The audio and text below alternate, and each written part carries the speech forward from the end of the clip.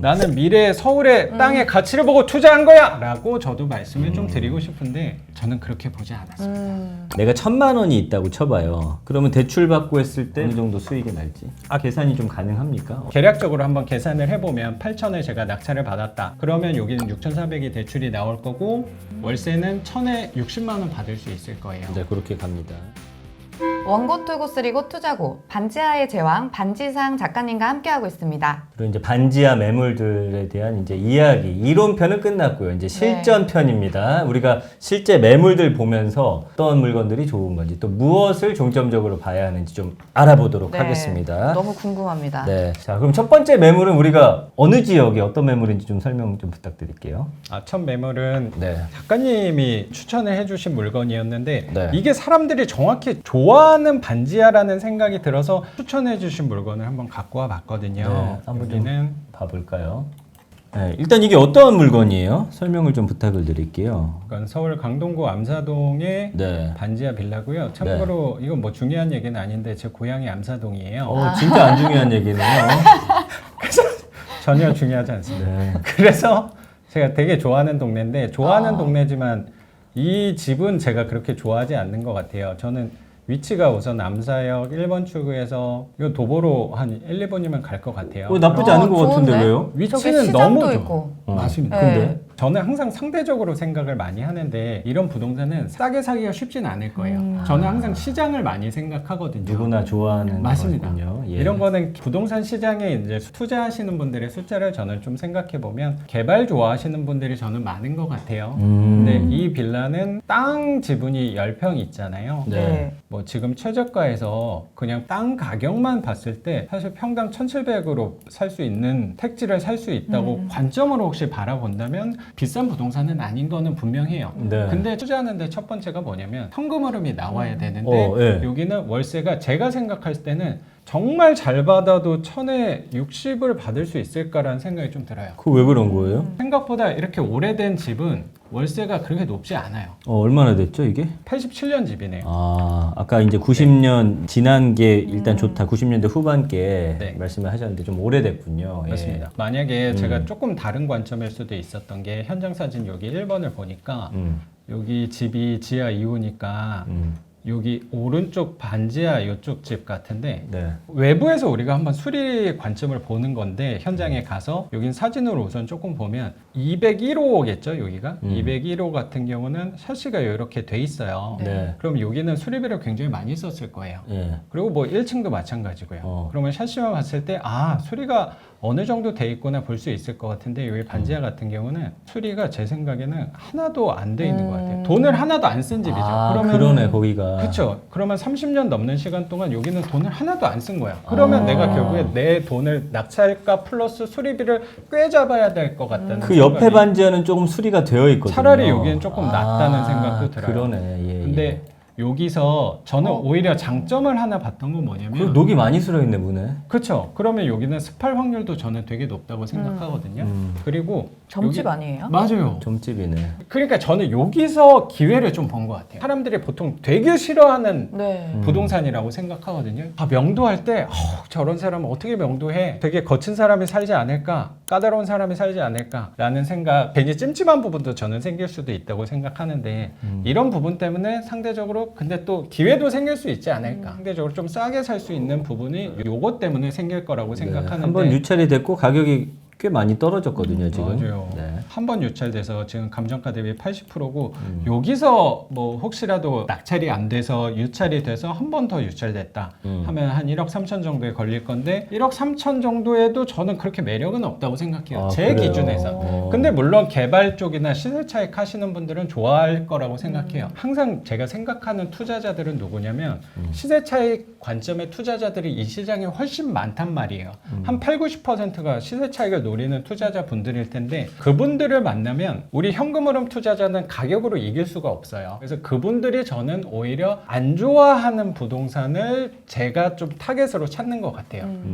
틈새를 딱 공략하신 것 맞아요. 같아요. 제 포지션은 시세 차익을 좋아하시는 분들이 별로 좋아하지 않는 집을 공략하는 게 제 투자 관점이라고 생각은 좀 들어요. 네. 근데 여기에서 조금만 추가로 설명드리면 전체 건물을 그러니까 반장님이 관리를 얼마나 잘 하고 있나를 사진으로 보여주는 대표적인 사진이 저는 이 사진이라고 생각이 드는데 사실 여기 옥상 방수를 주로 해야 될 건데 그 초록색 우레탄 방수 뭔지 아시죠? 네네. 근데 그거를 보통 짧게는 5년에서 10년 주기로 계속 새로 옥상 방수를 해야 되는데 여기는 그 비용이 생각보다 되게 크거든요. 여기 1, 2호 라인 아마 전체를 하면 4, 500만 원 돈 할 거예요. 그게 주기적으로 계속 돌아가니까 공용 부분에 대해서 주민들이 다 돈을 모아서 이거를 씌운 게 아닐까라고 생각이 들어요. 이 지분만 보더라도 아, 이 건물은 그래도 누군가는 반장님이 나서서 관리를 좀 철저히 하는 집이구나라는 생각도 저는 조금 드는 집인 것 무슨 같아요. 말인지 알겠습니다. 예. 아, 그럼- 저런 부분들 잘 살펴야 되네요. 맞습니다. 외관이 중요하군요. 예. 저는 외관으로 내부가 어떨지를 생각을 되게 어. 많이 했거든요. 네네네. 네. 그 가격을 아까 네. 1억 3천 정도 비싸죠. 비싸다. 그럼 이거 가격을 어떻게 정하고 들어가야 되는지가 참 어려워요. 그게 결국에 수익률을 한번 계산을 해보면 되는데 낙찰 가격이랑 대출이랑 월세랑 결국에 합쳐서 수익률을 저는 기준을 20%로 맞춰서 지금까지 투자하는데 뭐 유찰이 얼마가 되든지 간에 저는 이 가격을 쓴 가격에 대출을 80% 90%를 받기가 어려운 부동산이어서 또 저랑은 잘 맞지 않는 부동산이라고 생각이 좀 네네. 들어요. 무주택자가 이 물건을 접근을 한다라고 하면은 1억 3천 정도에 한 1억 정도는 충분히 대출은 받을 수 있으실 거예요. 결국에 내 돈이 3천 정도 드는 거고 부대 비용까지 1,000만 원 하면 4천 정도인데 네. 4천에서 세입자를 1,000에 60만 원 받았다. 그러면 이자 내고 수익률 계산하면 제 생각에 한 10% 초반이 나올까라는 생각이 들어서 저한테는 잘 맞지 않고 그렇게 무주택자 투자자분이 오신다고 해도 저는 그렇게 권장드리고 싶지 않은 부동산이라고 생각합니다. 다른 문제는 없습니까? 권리 같은 것. 권리는 뭐 채무자가 점유하고 있다고 써 있으니까 강제 집행을 당연히 하면 되는데 그것도 네. 시간과 돈이 드니까 이분하고 협상할 수 있는 카드는 이사 비용을 생각하고 그걸 입찰가에 반영해서 입찰하면 되지 않을까 생각합니다. 그러면 혹시 작가님이 보시기에 좀 매력적인 매물 하나 혹시 소개해 주실 수 있을까요? 그럼요. 제가 찾아서. 몇 가지를 좀 갖고 왔는데 네. 화곡동에 있는 반지하 빌라고요. 얘는 사람들이 많이 신경을 못 쓴 부분이 좀 있는 것 같아서요. 위치 먼저 볼까요? 제가 한번 가봤는데 산꼭대기 위에 있는 반지하예요. 화곡역하고 화치산역 중간쯤에 있는 거고 여기 이렇게 삐쭉 튀어나와 있잖아요. 이 삐쭉 튀어나오는 지형의 공통점은 산을 깎아 만든 동네가 이렇게 생겼더라고요. 그러면 여기 봉제산을 깎아서 만들었으니까 여기가 요 봉제산의 정상이죠. 산꼭대기까지 가서 반지하를 산다고 라고 생각하실지 모르겠지만 마을버스가 있겠죠? 맞습니다. 역시 경험자라서 다르시더라고요. 생각보다 서울 시내는 마을버스가 너무 잘 돼 있어서 저도 처음에 임장 가고 했을 때는 당연히 대중교통으로 갔으니까 여기 바로 앞에 마을버스가 있어서 생각보다 교통은 불편한 곳은 아니라고 생각은 들어요. 근데 침수에서도 여기는 굉장히 자유로운 곳이라고 생각해요. 산꼭대기니까 그쵸. 절대로 침수할 가능성은 없다. 크지 네. 않지 않을까. 자, 그럼 사진 한번 보면서 저는 아까 잠깐 봤는데도 설명해 주셨던 부분 중에 뭘 보셨나요? 저 이제 관리 깨끗하죠. 그 사진도 괜찮은 것 같고 아까 연식을 보면 2000년도 초반이니까 아, 그렇군요. 오. 예. 연식도 나쁘지 않은 것 같고 네. 빌라가 깔끔합니다. 나쁘지 않은 것 같아요. 네. 요 집인 것 같거든요. 예, 예. 그 샷시 한번 손 댄 것 같고. 근데 여기서 하나 또 생각할 건 뭐냐면 2000년 초반 물건부터는 건물 지어질 때 자체부터 하이샤시가 들어가 아, 있어서 그래요? 이때는 또 샤시랑 연관을 지어서 보는 게 좀 저 밖에 근데 하얗게 페인트 칠해진 부분, 물이 좀 누수됐나요? 흘렀나요? 요거 네. 오. 되게 예리하시네요. 그럼요. 맞아요. 현장 가는 게 그걸 찾으러 가는 거라고 네. 생각하거든요. 결국에 저런 거를 손을 봤다는 거는 돈을 썼다는 거거든요.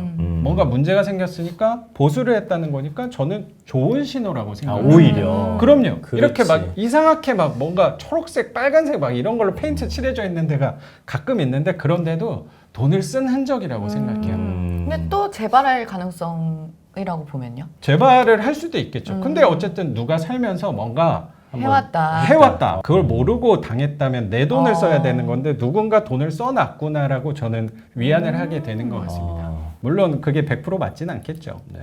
또 한번 볼까요? 네. 어, 그래서 문도 이 깔끔하고. 구조를 보니까 이게 전용 한 14평 정도 되는 것 같은데 방은 방이 두 두 개, 개나 있고 네, 거실도 이게 뭐 있고. 다용도실로 네. 따로 있고 거실하고 주방이랑 또 나눠 있으니까 음. 그리고 가격이 이게 감정가가 1억 3천에 감정이 됐고 유찰이 6차까지. 6차까지 돼서 4,300인데 와. 이거는 뭐 싸다고 보일 수도 있는데 그렇게 싸지 않을 수도 있다는 생각도 조금 들거든요. 여기에 뭐 세입자가 7,500에 들어 있어요. 근데 이것도 뭐 조금 오해하시는 분들이 7,500이 두 개 있는 거 아니냐? 그러면 1억 5천이냐? 여기 또 경매 정보지에 1억 5천이라고 나와 있으니까. 근데 이건 1억 5천이 있는 게 아니고 세입자 두 명이 있는 게 아니고 세입자가 한 명씩 있는 거예요. 한 명이 있는 거예요. 이게 같은 돈으로 돼 있는데 배당 신청 날짜가 다르다 보니까 표현이 두 개로 따로 나와 있는 거지 7,500이 하나 있다라고 네. 생각하시면 될 것 그럼 같습니다. 아까 앞서 보여줬던 거에 비해 이게 더 좋다고 생각하시는 이유는 일단 지어진 지 얼마 안 됐고.